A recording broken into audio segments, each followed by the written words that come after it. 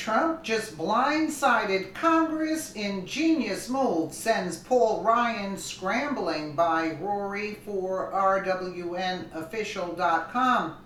Washington, D.C. has been in a whirlwind this past week. It seems as though they always are. But this time it is because President Trump now wants Congress and the Senate to repeal close to $1.3 trillion in the spending bill that was recently passed, something he signed into law this past month. However, the media has been negatively reporting on it, and congressional Democrats are none too pleased. It remains to be seen what will happen next and if President Trump's plan will gain any traction. The New York Post reported, suffering from signer's remorse, President Trump now wants Congress to repeal some of the $1.3 trillion spending bill he signed into law last month. We are looking at an enhanced rescission package, new White House economic advisor Larry Kudlow confirmed on Fox News Sunday. The massive spending package beefed up domestic and military spending, but didn't include the money that Trump wanted to build his wall on the Mexican border and a legislative fix to protect young undocumented immigrants under the Deferred Action for Childhood Arrivals program. The bipartisan deal was forged in Congress to keep the government funded through September.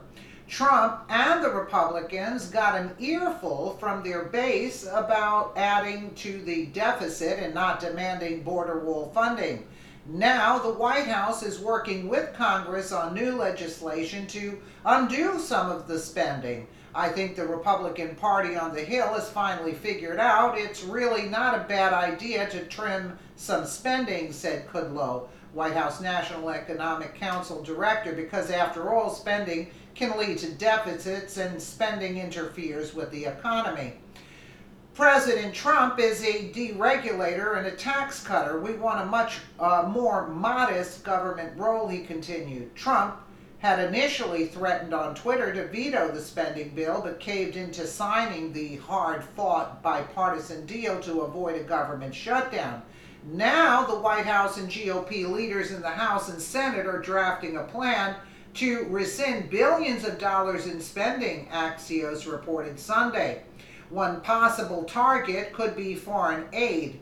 Negotiators set a target of $60 billion clawback, but have acknowledged a smaller goal is now likely to pass the GOP-controlled House and Senate. Congress returns to work this week following a 2-week spring break recess.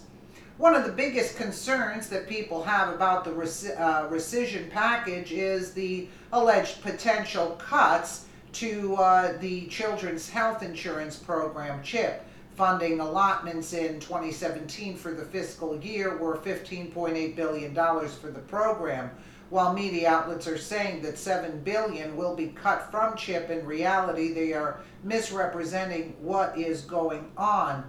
The money regarding CHIP is money that was never used from fiscal year 2017, not money that is allotted for next year and being taken away. The CHIP money under consideration for modification never even touched CHIP and was unused from the previous year. The Heritage Foundation reported it's a good first step towards reestablishing fiscal responsibility. Congress should embrace it and quickly adopt the president's rescission package. Still, the package does nothing to claw back the tens of billions of additional dollars in wasteful spending authorized by the 2018 Omnibus Appropriations Act, nor is it the answer to the nation's long-term debt problem.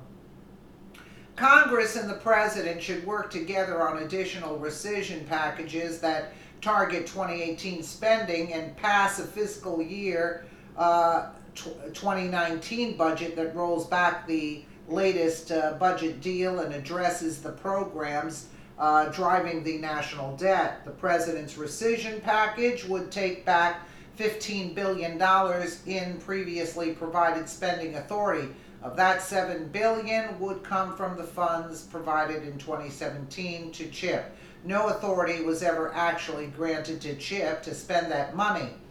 The obvious question, if the money was never going to be spent anyway, then how is it saving taxpayers' money to rescind it? CHIP rescissions have been abused by Congress as one of the most common budget gimmicks to pay for unrelated spending. By rescinding these funds and returning them to the Treasury, they can't be used to pay for other spending.